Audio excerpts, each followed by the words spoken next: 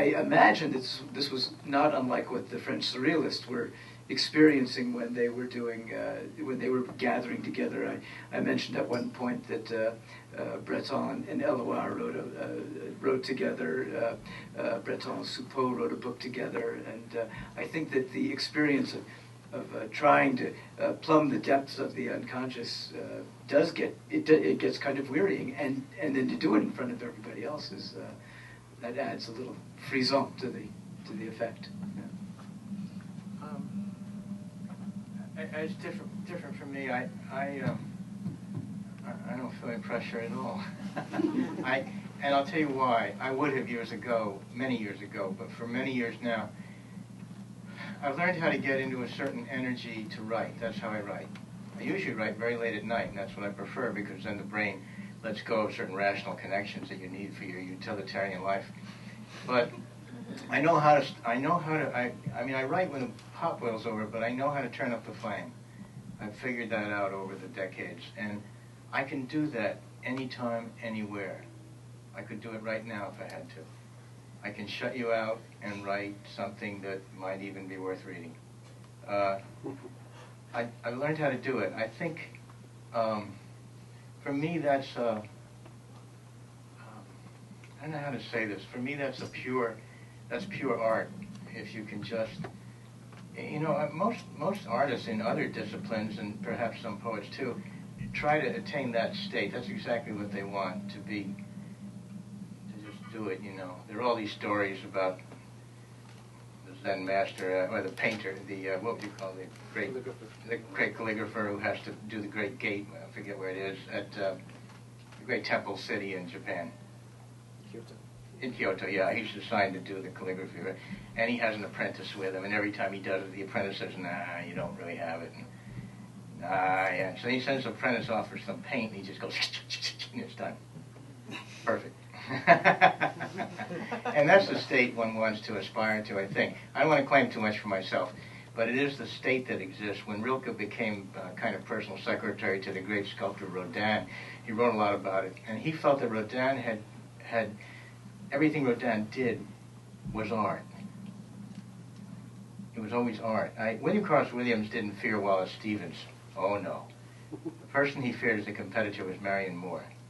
And the reason was he felt that Marion Moore, when she wrote, she always wrote poetry. Whether it was her best poem or her worst poem, it was poetry, and you could tell. And that's a very unusual characteristic. But I've gotten off the subject. All I want to say is that for me, it's absolute pleasure to be abandoning oneself to the materials. And yet there's always a serious side of one. There's always, we have our obsessions, we have our values, we have our techniques, we have our tricks. Cheap tricks are the best tricks. And so, you know, serious stuff will emerge. And Yeats had something to say about this too. He said, even if you're writing about the most horrific subject you can imagine, something utterly terrible, if the poem is any good, in the end it says, look how beautiful I am. So there's that element of play. And of course that was part of what we were doing. It's so interesting. What was coming up for me was when you were talking is it's almost as if you're playing with the tension that writers and artists face, which is what you were. What was coming to mind was this idea of a single focusedness, single pointedness, and then you're in a room with 6 other people. You know, the Renga series that people know is Toyo Paz and who are the others? Do you remember? Charles Tomlinson, the Frenchman. Eduardo Robati, Jacques Robati, okay. and 4 of them, right? Yeah. And they're meeting in a basement in a Paris hotel. Yeah. But when you read their poems, you realize that there's terrible competition going among them. I mean, Paz even writes about a certain aggressiveness coming out. And it's kind of repulsive. I mean, these guys are, each one wants to be king of the hill. I don't think we had that problem. No, it's funny, because I remember at one point Marvin was talking about the Paz's book. And the introduction to Paz's book is, in my view, the most interesting part of the book. Because when you read the poems, they really they're sort of, as Marvin, I love this phrase, he said they're airless. And there was a sense that you had 4 poets who were trying to write the greatest poem on earth. And I think that, again, in a way, we forgave ourselves in advance. We thought we're not here to write, Tintern Abbey. We don't have time to write Tintern Abbey, but we're going to see if we can have some fun and see if we can have a conversation that might, in its way, be a kind of poetry. I was thinking, remember that there's the line by Dickey that everything Stafford wrote is poetry. It's all kind of poetry. I think that was the state we were trying to get in. And the other thing I was thinking as Marvin was talking, I remember some years ago I was invited to talk at the opening of the Georgia O'Keeffe Museum, and before my talk I was sitting in this little ante room just outside, not a green room, but on the outside of it, and this old guy came up to me and he introduced himself but he said he had been O'Keeffe's gardener. And I thought, oh, that's kind of interesting. And he said, when I was a kid in the 50s, O'Keeffe Georgia used to, my father would help her build a fire and she burned hundreds of paintings every fall. And she was so happy doing this. There was such glee. This is what he was talking about. I mean, and the fact is that she felt this kind of release.